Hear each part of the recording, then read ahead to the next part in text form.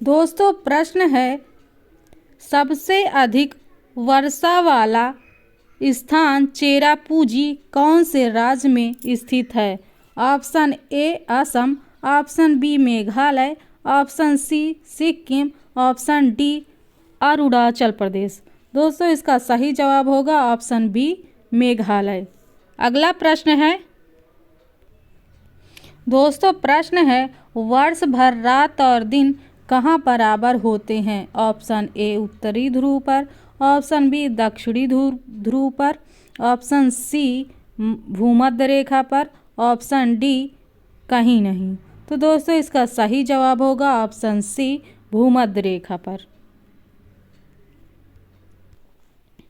दोस्तों प्रश्न है, निम्नलिखित में से किस जलमार्ग का आर्थिक तथा युद्ध नीतिक महत्व अधिक है? ऑप्शन ए पाक जल डमरू मध्य, ऑप्शन बी मलक्का जल डमरू मध्य, ऑप्शन सी स्वेज नहर, ऑप्शन डी पनामा नहर। तो दोस्तों इसका सही जवाब होगा ऑप्शन सी स्वेज नहर। दोस्तों डिटेल है, दिए गए जल मार्गों में स्वेज नहर का आर्थिक तथा युद्ध नीतिक महत्व अधिक है। स्वेज नहर का बृहद व्यापारिक महत्व है। यह विश्व की सबसे बड़ी जहाजी नहर है। यह भूमध्य सागर को लाल सागर से जोड़ती है। इसके कारण यूरोप व सुदूर पूर्व के देशों के बीच की दूरी बहुत कम हो गई है। अगला प्रश्न है, अधात्विक खनिज है?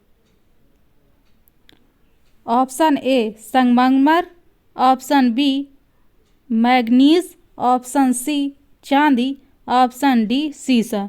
दोस्तों इसका सही जवाब होगा ऑप्शन ए संगमरमर। प्रश्न है, बॉक्साइट किसकी कच्ची धातु है? ऑप्शन ए लोहा, option B zinc, option C tin, option D aluminium. तो दोस्तों इसका सही जवाब होगा ऑप्शन डी एल्यूमिनियम। दोस्तों प्रश्न है, रेगुर मिट्टी का दूसरा नाम है? ऑप्शन ए लाल मिट्टी, ऑप्शन बी काली मिट्टी, ऑप्शन सी ऊसर मृदा, ऑप्शन डी मिश्रित लाल पीली मिट्टी। तो दोस्तों इसका सही जवाब होगा ऑप्शन बी काली मिट्टी। काली मिट्टी को ही भारत में रेगुर भी कहा जाता है।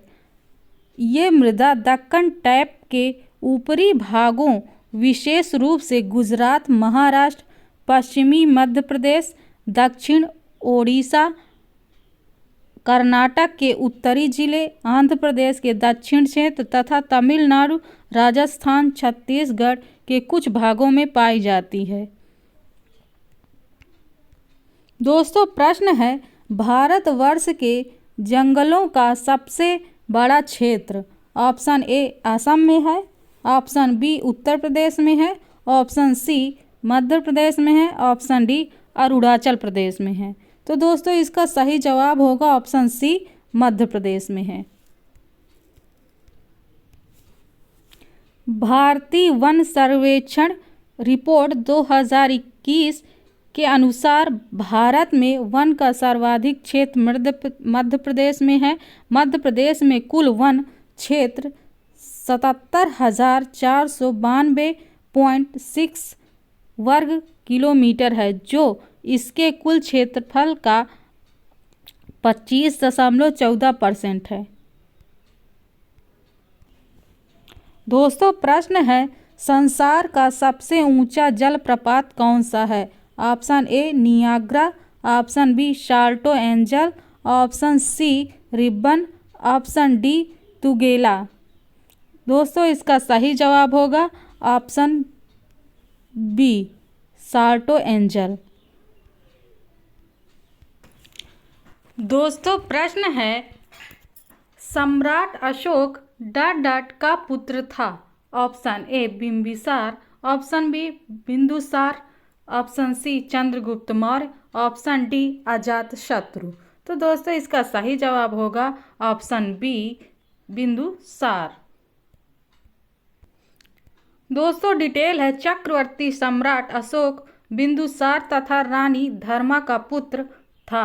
लंका की परंपरा में बिंदुसार की 16 पटन रानियों और 101 पुत्रों का उल्लेख है। पुत्रों में केवल 3 के नामोल्लेख हैं, सुसीम जो सबसे बड़ा था, अशोक और तिष्य। अगला प्रश्न देखेंगे। अगला प्रश्न है, मौर्य साम्राज्य के किस सम्राट ने युद्ध जीतने के बाद विजय का त्याग कर दिया था? Option A Ashoka, option B Chandragupta Maurya, option C Bindusara, option D Dasharatha. तो दोस्तों इसका सही जवाब होगा ऑप्शन ए अशोक। दोस्तों प्रश्न है, मौर्य साम्राज्य की राजधानी कौन सी थी? Option A Pataliputra, option B Kushinagar, option C Vaishali, option D Indraprastha. तो दोस्तों इसका सही जवाब होगा ऑप्शन ए पाटलिपुत्र। डिटेल देखेंगे। चंद्रगुप्त मौर्य ने चाणक्य या कौटिल्य की सहायता से अंतिम नंदवंशीय शासक घनानंद को पराजित कर 322 ईस्वी पूर्व में मौर्य साम्राज्य की स्थापना की। इस साम्राज्य की राजधानी पाटलिपुत्र थी। आर्य शास्त्र के लेखक कौटिल्य चंद्रगुप्त मौर्य के प्रधानमंत्री थे।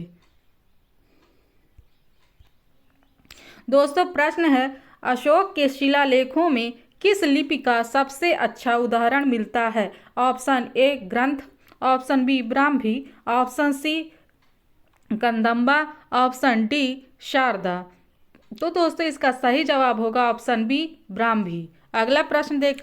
दोस्तों प्रश्न है, गुप्त साम्राज्य को अक्सर भारत का स्वर्ण युग कहा जाता है। इस अवधि के दौरान ज्ञान के किस क्षेत्र में महत्वपूर्ण प्रगति हुई?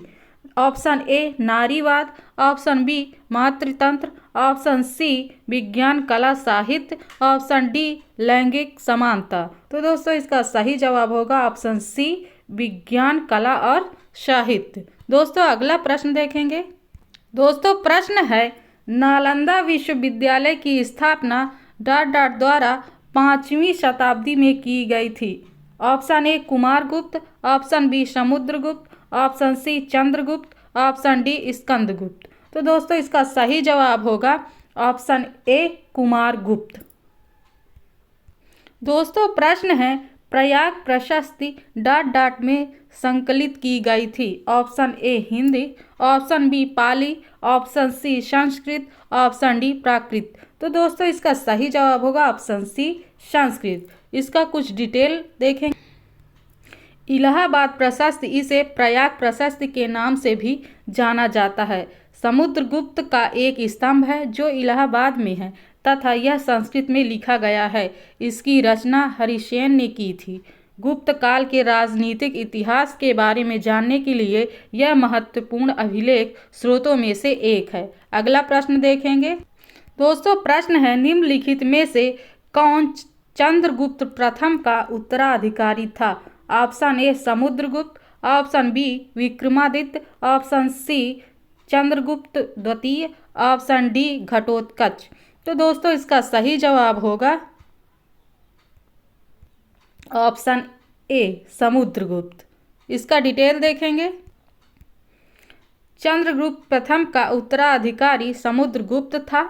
समुद्रगुप्त गुप्त वंश के चौथे राजा थे एवं उनके साम्राज्य की राजधानी पाटलिपुत्र थी। समुद्रगुप्त एक कुशल योद्धा था। इतिहासकार विसेट स्मिथ ने उसे भारत का नेपोलियन कहा था।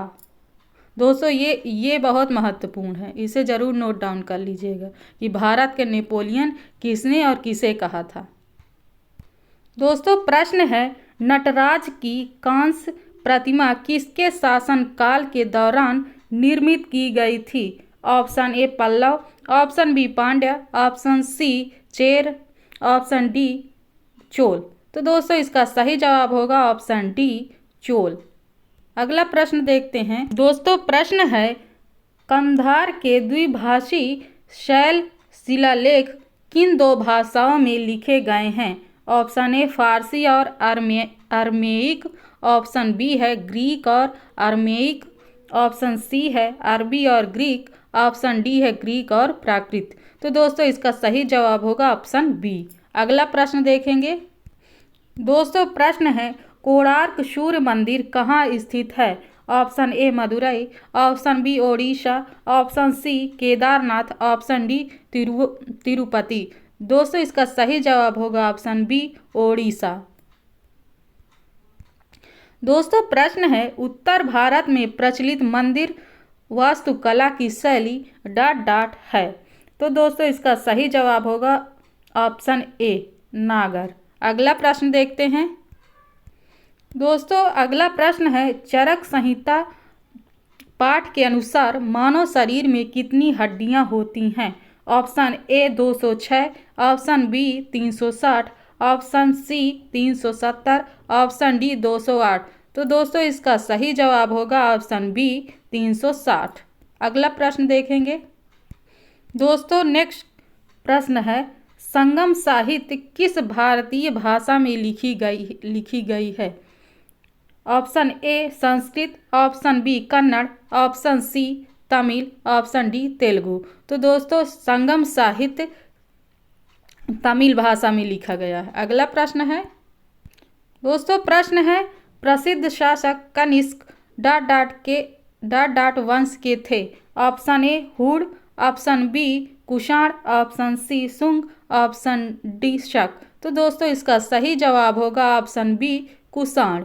अगला प्रश्न देखेंगे दोस्तों, प्रश्न है लोदी वंश की नींव निम्नलिखित में से किसके द्वारा रखी गई थी? Option A Bahlol Lodi, option B Jalaluddin Lodi, option C Ibrahim Lodi, option D Sikandar Lodi. तो दोस्तों इसका सही जवाब होगा ऑप्शन ए। अगला प्रश्न देखेंगे दोस्तों, अगला प्रश्न है दिल्ली सल्तनत के दौरान निम्नलिखित में से किस प्रकार का कर एकत्र किया जाता था? ऑप्शन ए खराज कर, ऑप्शन बी रैयतवाड़ी कर, ऑप्शन सी महालवाड़ी कर, ऑप्शन डी आयकर। तो दोस्तों इसका सही जवाब होगा ऑप्शन ए खराज कर। अगला प्रश्न देखते हैं दोस्तों, प्रश्न है सुल्ताना रजिया के पिता कौन थे? Option A Muhammad Tughlaq, option B Balban, option C Iltutmish, option D Kaiqubad. तो दोस्तों इसका सही जवाब होगा ऑप्शन सी। अगला प्रश्न देखेंगे दोस्तों, प्रश्न है सूफी उस्ताद अपनी सभाओं को अपनी खानकाहों में आयोजित करते थे जिन्हें कहा जाता था स्तूप, धर्मशालाएं, दरगाह या धर्मस्थल।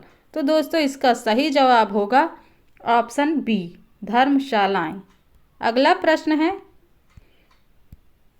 भारतीय इतिहास के मध्यकाल के कवि तुलसीदास जी ने रामचरितमानस किस भाषा में लिखा था? Option A Prakrit, option B Awadhi, option C Pali, option D Sanskrit. तो दोस्तों इसका सही जवाब होगा ऑप्शन बी अवधी। अगला प्रश्न है दोस्तों, प्रश्न है मुगल साम्राज्य के दौरान जजिया कर किस पर लगाया गया था? ऑप्शन ए कुलीन नागरिकों पर, ऑप्शन बी गैर मुस्लिम नागरिकों पर, ऑप्शन सी मुस्लिम नागरिकों पर, ऑप्शन डी सभी नागरिकों पर। तो दोस्तों इसका सही जवाब होगा ऑप्शन बी गैर मुस्लिम नागरिकों पर। अगला प्रश्न है दोस्तों, प्रश्न है बादशाह अकबर ने बुलंद दरवाजा किस वर्ष बनवाया था? Option A 1534, option B 1502, option C 1526, option D 1601। तो दोस्तों इसका सही जवाब होगा ऑप्शन डी 1601। अगला प्रश्न है दोस्तों, प्रश्न है कौन सा स्मारक बादशाह औरंगजेब के बेटे आजम शाह द्वारा बनवाया गया था? ऑप्शन ए नीला गुम्बद, ऑप्शन बी बुलंद दरवाजा, ऑप्शन सी बीबी का मकबरा, ऑप्शन डी हवा महल। तो दोस्तों इसका सही जवाब होगा ऑप्शन सी बीबी का मकबरा। अगला प्रश्न है दोस्तों, अगला प्रश्न है निम्नलिखित में से किसने प्रसिद्ध कोह ए नूर हीरा और शाहजहां के रत्न जड़ित मयूर सिंहासन को छीन लिया? Option A Mohammad Shah, option B Ranjit Singh, option C Shah Alam द्वितीय, ऑप्शन डी नादिर शाह। तो दोस्तों इसका सही जवाब होगा ऑप्शन डी नादिर शाह। दोस्तों आज के लिए बस इतना ही, अगले वीडियो में मिलेंगे, तब तक के लिए शुक्रिया, धन्यवाद। वीडियो पसंद आया हो तो लाइक शेयर सब्सक्राइब जरूर कीजिएगा। चलिए मिलते हैं अगले वीडियो में।